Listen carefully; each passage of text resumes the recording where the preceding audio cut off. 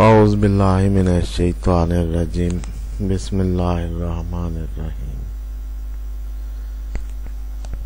حضرت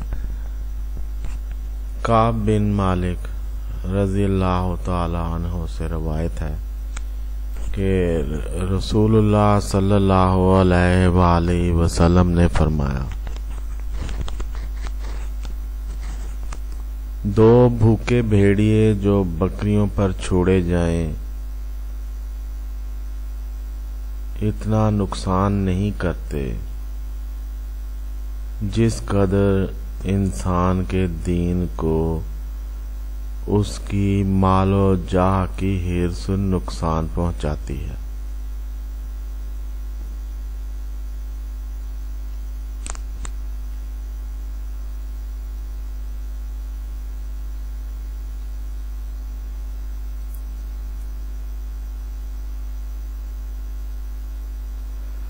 اب اگر تھوڑا سا بھی غور کیا جائے تو اس میں دو چیزیں سوچنے پر مجبور کرتی ہیں۔ ایک ہے دین کا نقصان، دوسری ہے مال و جاہ کی حرص۔ اور کمال کی بات یہ ہے کہ دونوں کا تعلق کسی باطنی نظام میں ہے اور دونوں کا دائرہ عمل بھی کسی باطنی دائرہ کار میں ہے۔ باطنی نظام میں ان دو قوتوں کے تصادم یعنی دین اور حرص کے تصادم کو ظاہری نظام کی جن دو قوتوں کے تصادم سے تشبیہ دی گئی ہے وہ بھیڑیوں اور بکریوں کا تصادم ہے۔ حرص کا دین پر حملہ اسی طرح ہے جس طرح بھیڑیوں کا حملہ بکریوں پر ہے۔ بہرحال ازلی اور ابدی اصول نتیجہ یا دریافت یہ نظر آئی ہے کہ جہاں کہیں بھی مال و جاہ کی حرص ہوگی وہاں دین کا نقصان ہوگا،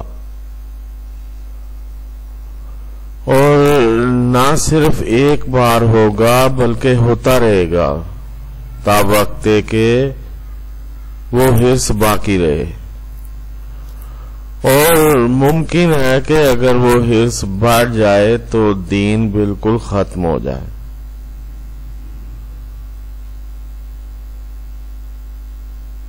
اب سوچنے کی بات یہ ہے کہ یہ کون سا دین ہے؟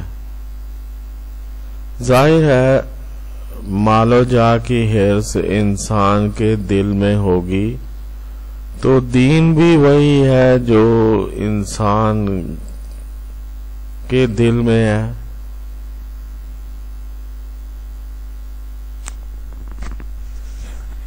انسان کے دل والا دین کون سا ہے؟ ظاہر ایمان ہے۔ بظاہر تو بندہ مسلمان ہی رہے گا لیکن ہو سکتا ہے اندر سے ایمان ختم ہو جائے، یا چلو گنجائش نکالتے ہیں کہ وہ والا ایمان ختم ہو جائے جو پرہیزگاری پر اکساتا ہے، جو آخرت کی طرف مائل کرتا ہے، جو انسان کے دل میں گناہوں سے دور رہنے کی خواہش پیدا کرتا ہے، وہ والا ایمان ختم ہو جائے۔ تو ایسا دین جو انسان کے دل میں ہے اسے نقصان پہنچتا ہے اور وہ ختم ہو جاتا ہے اگر مال و جاہ کی حرص کو کھلا چھوڑ دیا جائے اور اسے مینج نہ کیا جائے اور اس سے غفلت برتی جائے۔ اب دیکھا جائے تو اس حدیث مبارکہ میں بات بہت واضح ہے، یہ تصور بہت واضح ہے کہ زندگی کس طرح گزارنی چاہیے۔ ویسے میں یہ سوچ رہا ہوں کہ اگر اس حدیث مبارکہ کو ایک بچہ پڑھتا ہے جسے ابھی شعور نہیں ہے، یا 25-30 سال کا نوجوان پڑھتا ہے جسے پتہ ہی نہیں ہے کہ دین کس قلبی اور جذباتی کیفیت کا نام ہے، اور وہ یہی سمجھتا ہے کہ دماغ سے بس جو کچھ بھی میں نے مان لیا ہوا ہے وہی دین ہے۔ یقیناً وہ بھی دین ہے، لیکن بہرحال دین ایک قلبی کیفیت کا نام بھی ہے، اور اسے یہ پتہ ہی نہیں ہے کہ اس کے اندر یہ قلبی کیفیت پیدا کب ہوئی تھی اور ختم کب ہوئی۔ تو اس حدیث مبارکہ کی ہو سکتا ہے اسے سمجھ نہ آئے،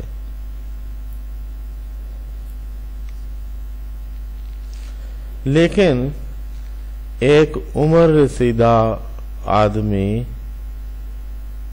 جو نمازوں اور تلاوتوں کے مزے کو پہچان چکا ہے اور اسے دل کے زندہ ہونے کی کیفیت کا اندازہ ہو چکا ہے،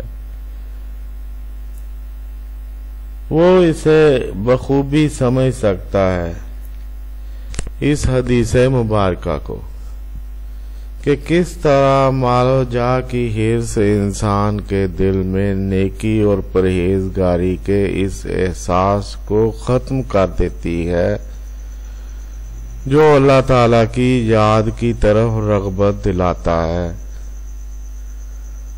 اور اللہ تعالیٰ کی یاد کے ساتھ اکیلا رہنے پر اکساتا ہے۔ کس طرح وہ احساس ختم کر دیتی ہے مال و جاہ کی حرص۔ اب اگر کوئی پوچھے کہ جس نوجوان کو یا جس مسلمان کو قلبی کیفیت کا اندازہ نہیں ہوتا کہ کس طرح مال و جاہ کی حرص اس کے دین و ایمان کو ختم کرتی جا رہی ہے، وہ کیا کرے، تو یہ بات بھی میرے ذہن میں آ رہی ہے کہ اسے علم حاصل کرتے رہنا چاہیے، پڑھتے رہنا چاہیے۔ پتہ نہیں انسپیریشن کب آ جائے، پتہ نہیں عمل کا لمحہ کب نصیب ہو جائے۔ ویسے تو یہ سب کچھ اپنے آپ ہوتا ہے، انسان انسپائر ہوتا ہے، اسے پڑھتے پڑھتے سمجھ آ جاتی ہے، کوئی چیز اپیل کرتی ہے، کوئی چیز اس کے دل میں بیٹھ جاتی ہے اور اس کا دل گواہی دیتا ہے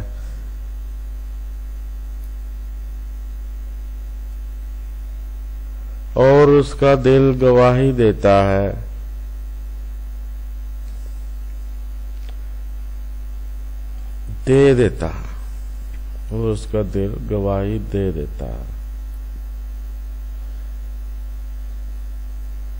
دین کی بہت سی باتیں، بلکہ شاید ساری ہی باتیں اسی طرح کی ہیں، اسی طرح سے سمجھ آتی ہیں کہ اچانک سے انسان پر وارد ہو جاتی ہیں۔ انسان سنتا رہتا ہے، تھوڑا بہت سوچتا بھی رہتا ہے، پڑھتا بھی رہتا ہے، اور پھر ایک دم سے اسے سمجھ آ جاتی ہے، ایک دم سے وہ چیز اس کا حصہ بن جاتی ہے۔ کوئی واقع ہو جاتا ہے، کوئی وقت آ جاتا ہے، تو بس ہمیں لوگوں کو انکریج کرنا چاہیے کہ وہ پڑھتے رہیں، پڑھنے سے پہلو نہ چرائیں، گریز نہ کریں، عمل کا لمحہ بھی انہیں نصیب ہو ہی جائے گا کہیں نہ کہیں۔ دین کی زیادہ تر باتیں تو پڑھنے اور سننے والی ہی ہیں، جو بار بار کی تکرار سے انسان کے دل و دماغ کا حصہ بن جاتی ہیں اور پھر اس کی سوچ اور عمل میں بھی شامل ہو جاتی ہیں۔ یہی دین پر عمل کا پروسیس ہے۔ پہلے ماحول بنانا پڑتا ہے دل و دماغ میں، گھر میں، معاشرتی میل جول میں، اور پھر عمل نصیب ہوتا ہے۔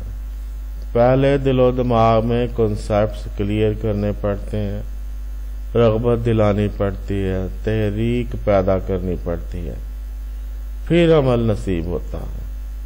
ایک دم سے کوئی قرآن و حدیث اٹھائے اور پہلی آیت یا حدیث سے عمل کرنا شروع کر دے، ایسا ممکن نہیں ہے۔ دین کے لیے دل کا نرم ہونا سب سے پہلی شرط ہے۔